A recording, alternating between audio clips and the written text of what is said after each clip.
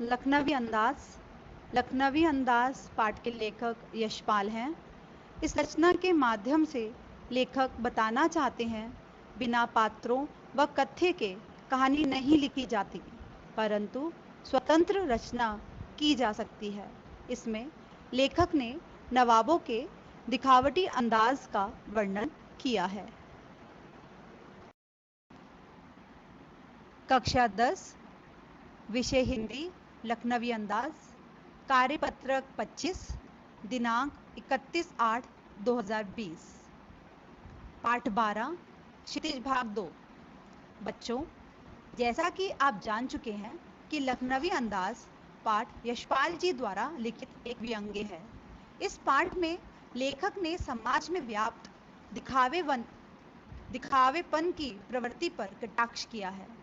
इसी संदर्भ में एक लखनऊ के नवाब का उल्लेख करते हुए उन्होंने रेल यात्रा की एक घटना का वर्णन किया है। इसी पाठ का अंश यहाँ दिया जा रहा है।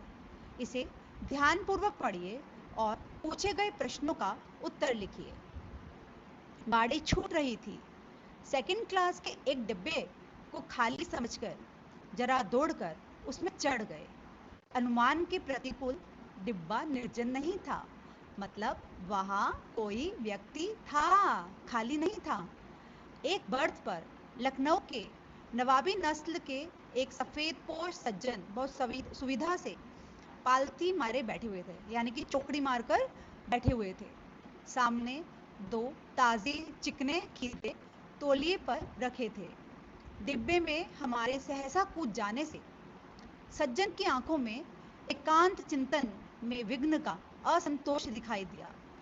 सोचा, हो सकता है यह भी कहानी के लिए सूझ की चिंता में हो, यानी कि लेखक की तरह ये भी लेखक हो, यह भी लिखना चाहते हो।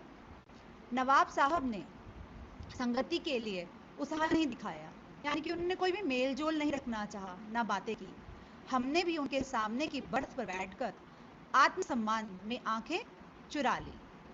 अब पहला प्रश्न है इस कहानी में कि जो लेखक हैं, इस कहानी में लेखक ने किस प्रवृत्ति पर व्यंग्य किया है। मैंने यहाँ पर आपको सफेद पोश का अर्थ बता दिया है। सफेद पोश का मतलब है भद्र व्यक्ति, सज्जन पुरुष। निर्जन का अर्थ है बिना व्यक्ति के, जहाँ कोई व्यक्ति नहीं हो। प्रतिकूल का अर्थ है विपरीत।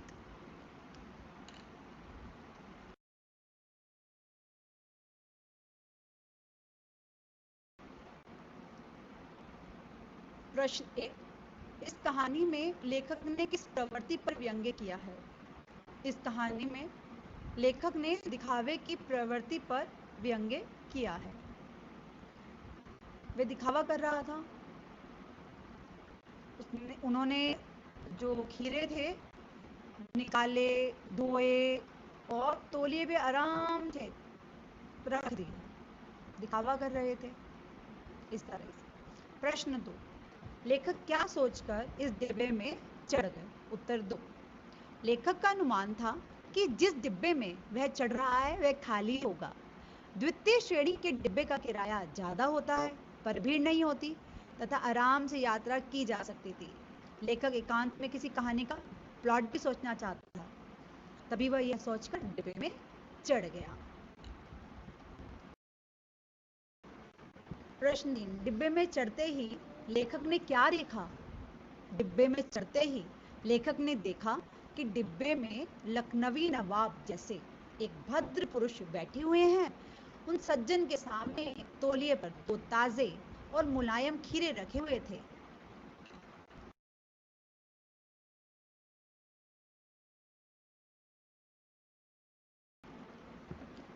प्रश्न 4, उपरोक्त गद्यांश में जहां आपको लगता है कि इस पंक्ति में कटाक्ष या व्यंग्य किया गया है, उन पंक्तियों की पहचान कर लिखिए।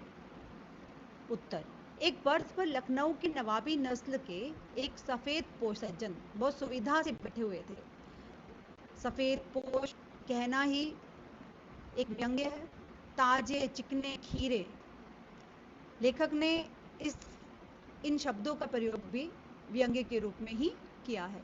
उत्साह नहीं दिखाया, यानी कि वो अपने आप को इतना अमीर समझ रहे थे कि वो किसी से बात भी नहीं करना चाहते थे। तो इस तरह से ये हमारी वर्कशीट आज की पूरी हुई। धन्यवाद बच्चों।